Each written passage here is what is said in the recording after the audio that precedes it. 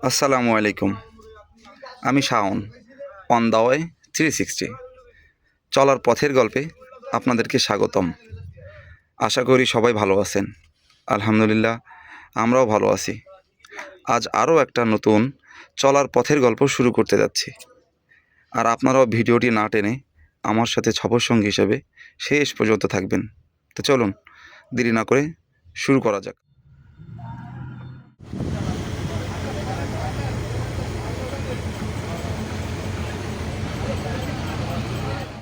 অনেক দিন পর আবার খুলনা শিরোমণি থেকে সার লোড করতেছি। অনেক দিন লোড করা হয়নি, অনেক দিন না বাড়ির দিকে যাওয়া হয় না। এখান থেকে সাধারণত আমাদের অঞ্চলে অনেক গাড়ি লোড হয়। যেহেতু বাড়ির দিকে যাব, কয়েকদিন ঘুরলাম, এক সপ্তাহের মতো হয়ে গেছে বাইরে। আজকে আবার এখান থেকে লোড করে বাড়ির দিকে যাচ্ছি। আমার মাল আমার নামবে 2 পয়েন্টে, ইনশাল্লাহ আপনাকে দেখানোর চেষ্টা করব। অনেক গাড়ি ছেড়ে বসে আছে, কিন্তু এই বর্ষার সময় এই অল্প কয়টা করে মাল উঠায় এরপর আবার পলিথিন দিয়ে রাখা লাগতেছে। আবার একটা গাড়ি শেষ হবে, আবার লোড দেবে। বর্ষার সময় খোলা গাড়িতে এই জিনিসটা খুব অসুবিধা।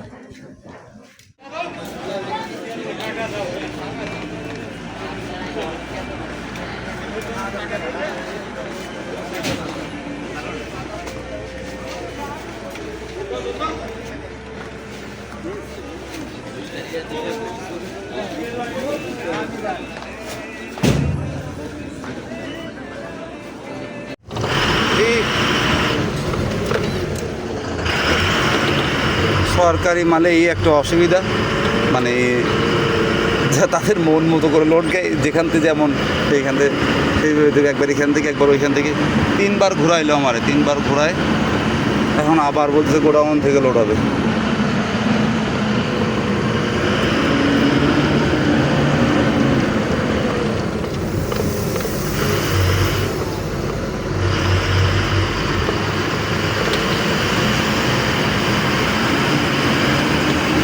এখন আবার বলতেছে কোন গোডাউন থেকে দেবে।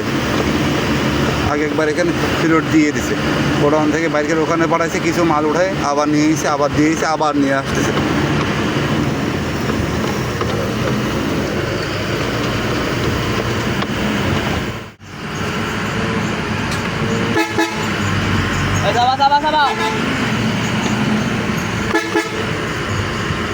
কোন জায়গায় ব্যাগে যাবে? ও তো ব্যাগে ঢুকতে মনে হয়।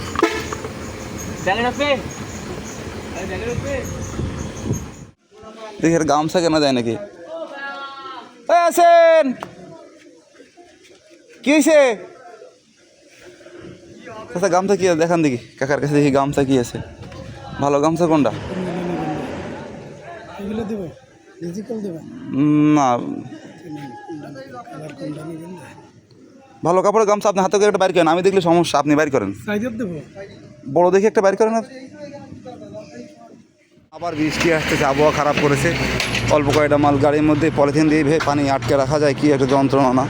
মানে এই জিনিসটা খুবই খারাপ লাগে।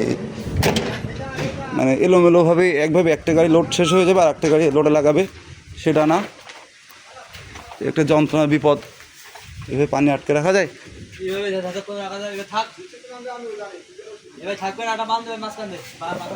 আর বান্ধে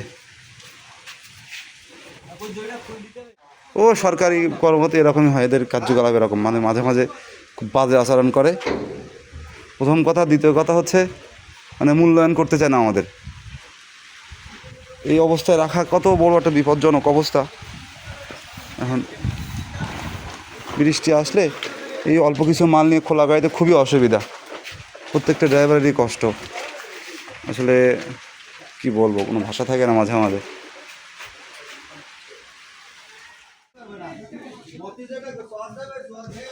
এখানকার যিনি দায়িত্বে আছে, যে কর্মকর্তা, ওনার সাথে কথা বললাম।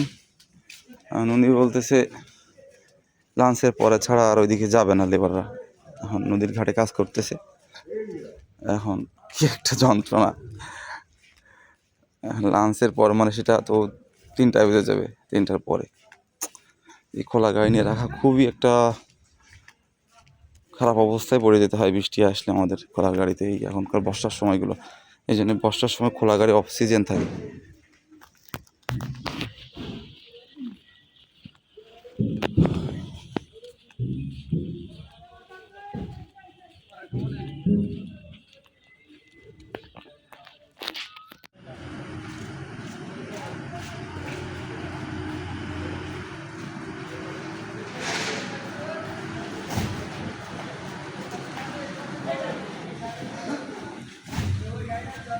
এখন 3:30 বাজে আর লোড শুরু হলো। কতক্ষণ পর বৃষ্টি নামতেছে, আকাশের আবহাওয়া ভালো না, এই বৃষ্টি নামতেছে, এই রোদ, এই জন্য এই সময়টা খুব একটা ঝামেলা।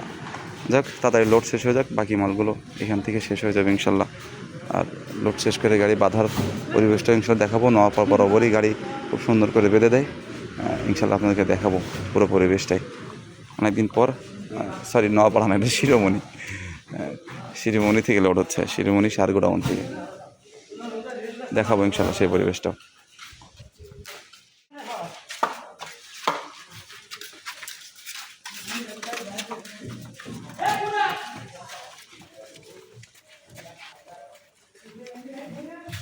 এই পয়েন্ট থেকে গাড়ি লোড শেষ হয়েছে। আমার লেবার বকশিস হচ্ছে 350 টাকা, আর 20 টাকা খুশি হয়ে চা খাওয়ার জন্য নিলাম। মোট 370 টাকা দিলাম 420 বস্তা মালের জন্য, মানে 21 টন। লেবার সর্দারকে আর বাঁধনি আলাদা আছে, আর একজন এসে গাড়ি বেঁধে গোছায় কমপ্লিট করে দেবে। আর এখানে লেবার বকশিস শেষ, মানে 350 আর 200, 550 টাকা এখানে খরচ আছে সব মিলায়। যা পয়েন্টে লাগাই আনিস। আচ্ছা, তাই দেখেন বাঁধুনি ডাক দিই, বাঁধুনি কী আছে ডাক দিই, বাঁধুনি এসে গাড়ি বেঁধে দিক। গতদিন 2টা পলিথিন কিনছিলাম যশোর থেকে, 2টা দিয়েছিল 2950 টাকা। প্রথমটা এটা খুলছিলাম, আর এখন এটা খুললাম, মানে সার তো, যেহেতু 2 পয়েন্টের মাল 2টা সুন্দর করে দিয়ে নেবো, সুন্দর করে বেঁধে নিতে হবে। বর্ষার সময় যদি কোনো স্লিপ হয়ে যায় বিপদ হয়ে যাবে।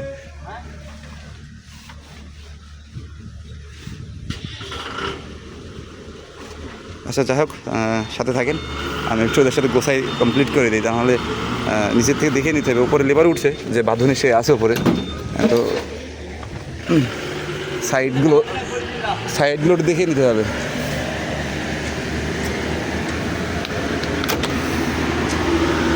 সাথে থাকেন, গাড়িটা বেঁধে নিই, বাধা কমপ্লিট হলে আবার দেখাচ্ছি ইনশাল্লাহ।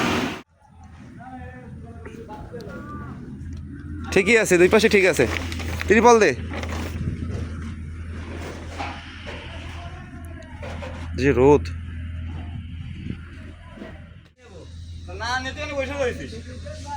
নবরাজকে রাশি ভালো আছে। ভাই, তোমার নাম কি? মোহাম্মদ ইয়াসিন আরাফাত। ইয়াসিন আরাফাত। এই গাড়িতে বাইলা দেওয়া লাগে নাই? ত্রিপল সামনে আর লাগবে তোর? ঠিক আছে, হ্যাঁ ঠিক আছে। এরা খুব সুন্দর করে গাড়ি বেঁধে দেয়, বাঁধনি আলাদা, খামালি আলাদা, এই জিনিসটা ভালো। নোয়াপাড়া, শিরোমণি, এরাও অনেকেই আছে যারা গাড়ি বাঁধে, লেবারে কাজ করে, এরা অনেকেই আগে মোটর গাড়ি স্টাফ ছিল, অনেকেই আসলে মোটর গাড়ির সুবিধা অসুবিধা অনেক কিছুই আছে, সেসব কারণে সব কাজ ছেড়ে দিয়ে এখন এসব কাজে যোগ দিয়ে দিছে। এই লেবারি, গাড়ি বাঁধনি, অনেক স্টাফ আমাদের এখানে কাজ করে, যশোর, নোয়াপাড়া, তারপরে শিরোমণিতে।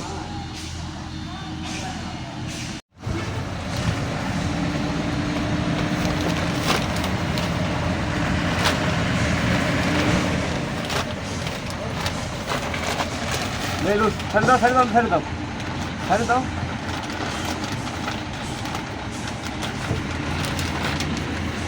হ্যাঁ, এবার ইলেকশন বাস দাও, বেরোটি ফেলো।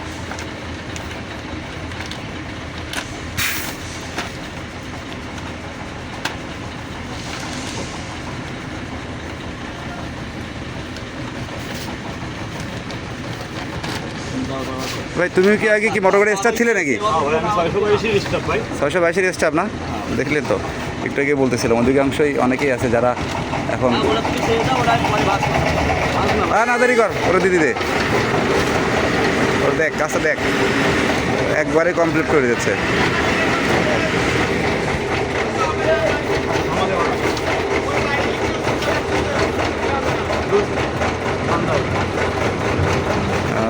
ও মোটর গাড়ি স্টাফ ছিল, এখন এইসব কাজ করতেছে, গাড়ি বাঁধনির কাজ। একটা গাড়ি বাঁধলেই 200।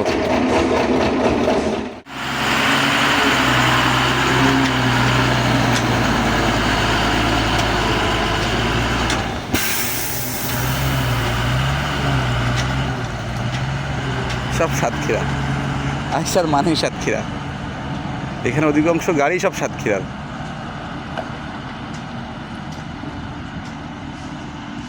খুব খারাপ, এখান থেকে রাস্তার বাইরে তো বেশ খারাপ রাস্তাটা।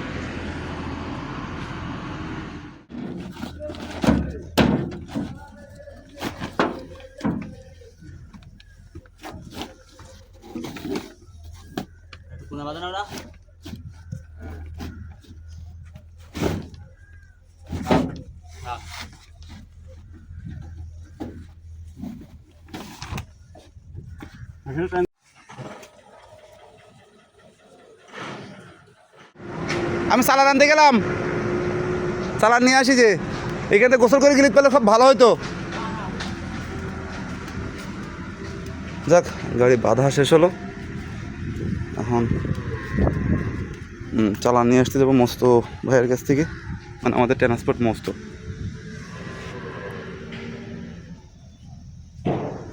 ওনার কাছে যাবো চালান আনতে।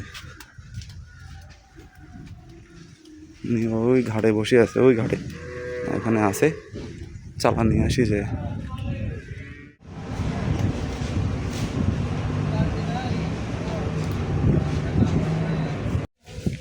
চিন্তা করেন, আমার ভাড়া চুক্তি হচ্ছে 14,000 টাকা আমার ভাড়া ছিল, চালান করেছে 20,000 টাকা। আর আমার এখানে অফিস কমিশন দিয়ে লিখছে 3,100 টাকা বাদ দিলে 17,000 টাকা নিট ভাড়া।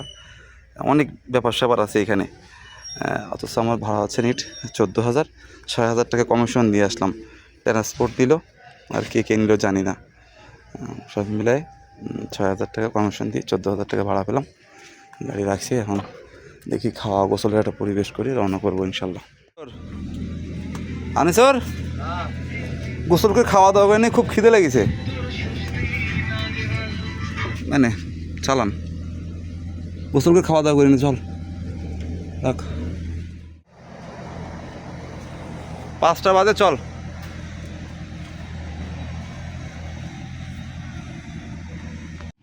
নতুন গামছা কিনলাম, এখন গোসলে যাচ্ছি। সিরাজগঞ্জের গামছা, চিকন সুতার। গোসলে যাচ্ছি, গোসল করে আসবো, পরে ওখান থেকে খাওয়া দাওয়া করে, ভিতর পরিবেশ আছে, গোসল করেই খাওয়া দাওয়া করে একবার ইনশাল্লাহ গাড়ি টান দেবো। পরিবেশ পেয়ে গেলাম গোডাউনের সাথে একেবারে, মানে নদীর সাথে। এখানে একটা ঘাট আছে, এই ঘাটে যাই, এখানে সুন্দর গোসল করা যাবে। অবশ্য নদীর পানি, কিন্তু এটার মজাই আলাদা, মাঝে মাঝে প্রয়োজন আছে।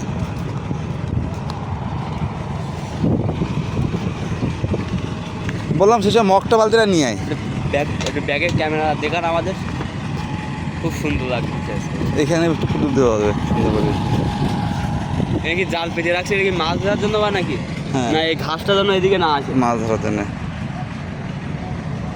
ওই নৌকা নিয়ে সব বসে আছে কাকারা, ওখান থেকে মাছ ধরবে।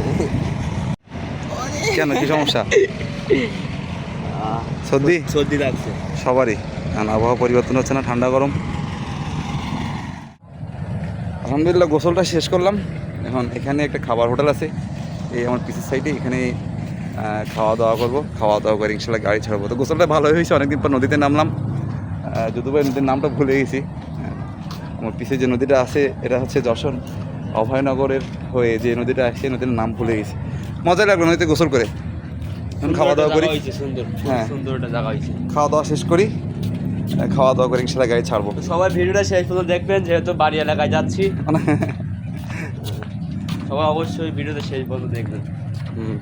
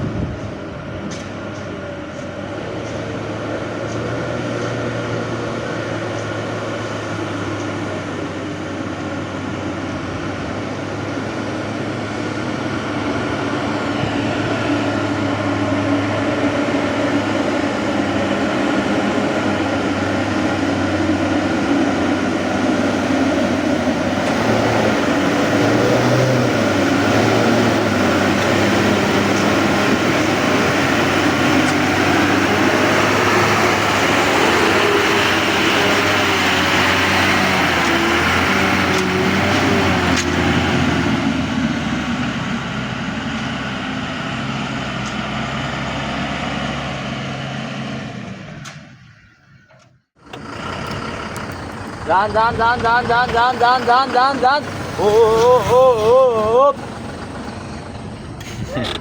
টায়ারে পাথর লাগিছে, মানে এই খুলনা থেকে চুপনগর পর্যন্ত রাস্তায় অনেক পাথর। আমরা মাত্র চুপনগর ঘুরলাম, দুপুরে খাওয়া দাওয়া করে আবার 1 ঘন্টা ঘুমাইছি, মাগরিবের পরে গাড়ি ছাড়িয়েছি আমরা শিরোমণি থেকে। এখন চুপনগর ঘুরলাম, এখন বাজে হচ্ছে রাত কয়টা বাজে, 9টা বাজতে যায় মনে হয়, 9টায় 8 বাজে।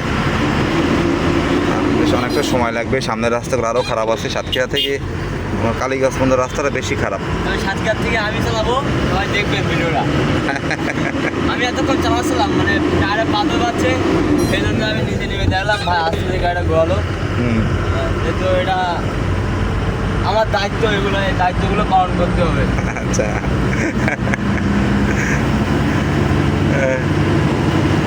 বাড়ির দিকে যাচ্ছে, একবার বাড়ির সাথেই মাল নামবে, ইনশাল্লাহ দেখানোর চেষ্টা করবো। 2 পয়েন্টের মাল, মানে নাজিমগঞ্জ বাজার আর হচ্ছে ঠাকরা রহিমপুর, 2 পয়েন্টে মাল নামবে।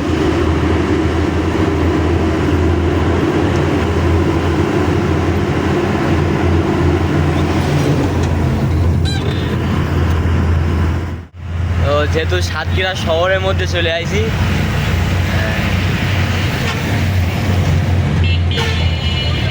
আমরা সামনে দাঁড়াবো মেডিকেল পার হয়ে, ওখানে হোটেল আছে, ওখানে হোটেল থেকে খাওয়া দাওয়া করবো। খাওয়া দাওয়া করে টয়লেট ঠান্ডা করে আবার চলে যাব।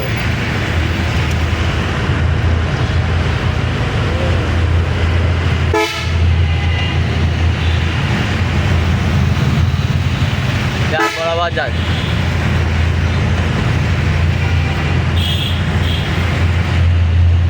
ডাইনি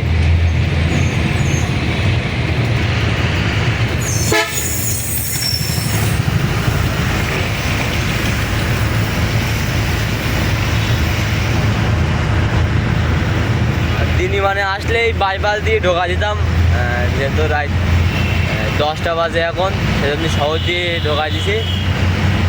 10টার নিচে শহরে ঢোকায় নিষেধ, নাকি ভাই?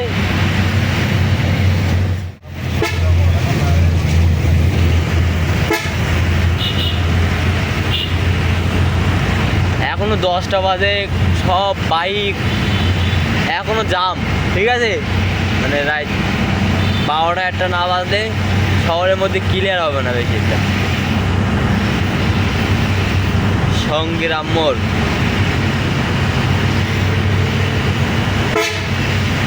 যান বরাবর যান।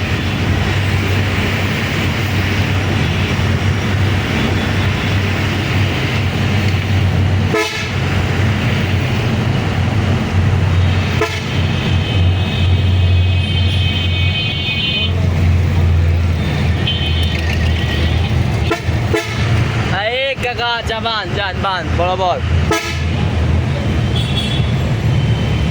যান, যান বরাবর যান, বরাবর।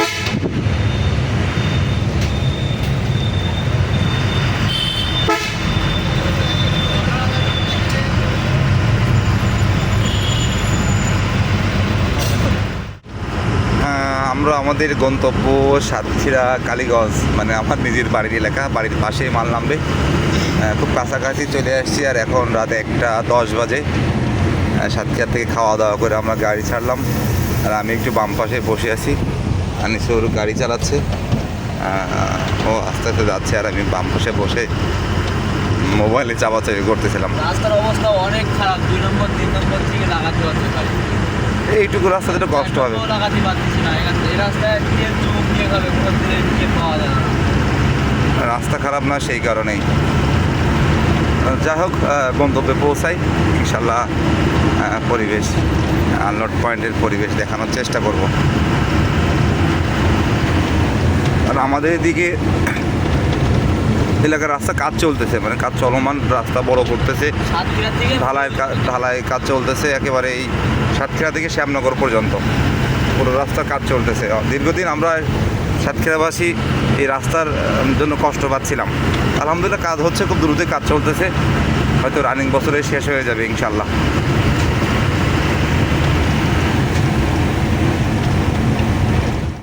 এখন আমরা আছি কালীগঞ্জ ব্রিজ, মানে ব্রিজের মাঝখানে এখন নামবো।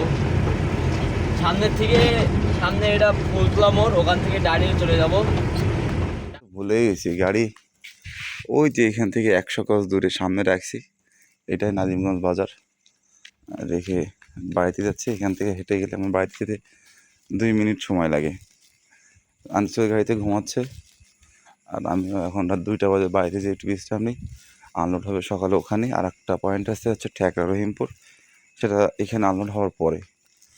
তো যেহেতু বাড়ির কাছেই মাত্র 2 মিনিটের রাস্তা, 2 মিনিটও লাগে না, গাড়ি এটা আসছি। আর ওই যে দেখা যায় আমার বাড়ি গেট, ওই যে ওইখানে রাস্তার সামনে। তো যাই হোক, আর একদিন ইনশাল্লাহ বাড়ির পরিবেশ, এলাকার পরিবেশ দেখাবো আর একটা ভিডিওতে। তো গাড়ি এখানে রেখে আসছি, সকালের পরিবেশ যদি সম্ভব হয় দেখাবো। দেখাই ইনশাল্লাহ এই গল্পটা এখানেই শেষ করব। আপনারা ভালো থাকেন, সাথে ছিলেন, অসংখ্য ধন্যবাদ। আর সকালবেলা পরিবেশ দেখানোর চেষ্টা করব। বাসায় ফিরে যাই। এটা হচ্ছে আমাদের উপজেলার সবথেকে বড় বাজার, নাজিমগঞ্জ বাজার, একটা নামকরা বড় বাজার।